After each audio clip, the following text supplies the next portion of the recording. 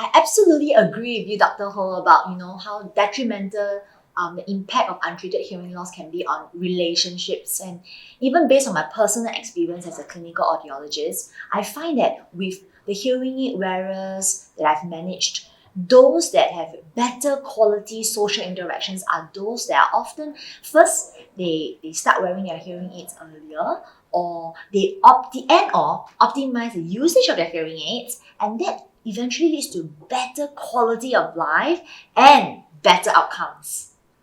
Yes, April, completely agree with you. And I think those success stories, right, warms the heart, right? Yeah, and totally. It tells you, well, we must be doing something right here. And those are the stories that we really want to share with the many other patients that we have. But often we encounter many barriers, right? And for the patients, denial, ignorance about their hearing loss, and then stigma and prejudice about hearing aids. And in fact, very often they would have heard about hearing aids from families and friends who have used hearing aids.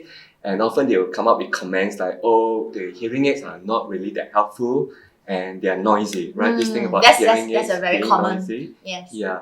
And I suppose it's this concept, right, of letting them understand about auditory deprivation. I think we previously discussed about how patients present late, 7 to 10 years. Yes, right? 7 to 10 years. We see that very common in our region, that they typically take about 7 to 10 years for someone who has hearing loss to take action, to seek help. Do you see that often in your clinic? And if you ask me, I believe that 7 to 10 years is probably an underestimation. It's probably even longer.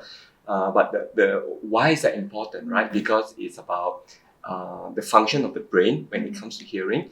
The brain is very intelligent, right? Since we were young, as a baby, our brain has learned to recognize what is background noise.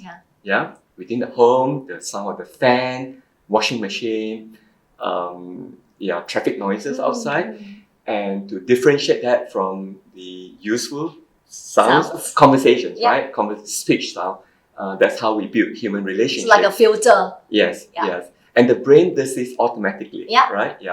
But the trouble is, if you have hearing loss for a long time, the first thing that you stop hearing are the background noises, right? So after a while, the brain forgets what background noises are. So imagine if you wear hearing aid for the first time, after not hearing background noises for 10 years, 15 years, it's going to be kind of noisy because your brain is going to hear all these noises again. Suddenly you get aware of the background sounds, the surrounding sounds. Correct. And really, we need to give our brains time to learn again what these background noises are and to learn to filter them out, right? And so you need to wear the hearing aid consistently to adapt. So I think auditory deprivation has a major impact on successful hearing aid usage.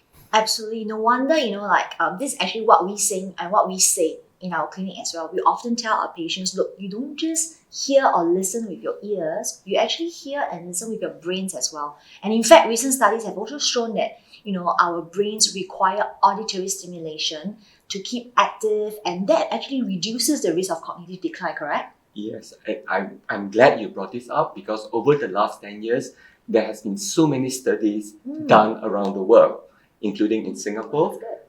And they all show a consistent finding that that hearing loss is a significant risk factor for cognitive decline.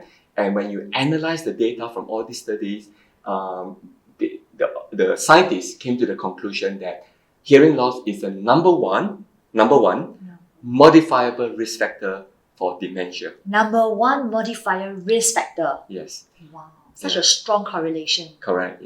And most of my patients will be completely surprised when they hear this and they'll say, wow, I didn't realize that was so important, right? And I think it's nice to be able to, for the conversation to get to this level because it's about making the patient realize that it's not just about treating hearing loss.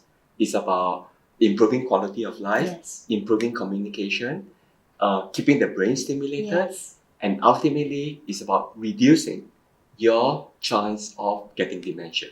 Wow. So you help your ears and you help your brains. Exactly. Wow. That's absolutely good. Yeah. And I think if we can move the conversation, right, pivot the conversation from just treating hearing loss to about treating the brain, and maintaining good mental health. I think that's how you connect to the patients, and that's how you can motivate a lot more patients to do the right thing.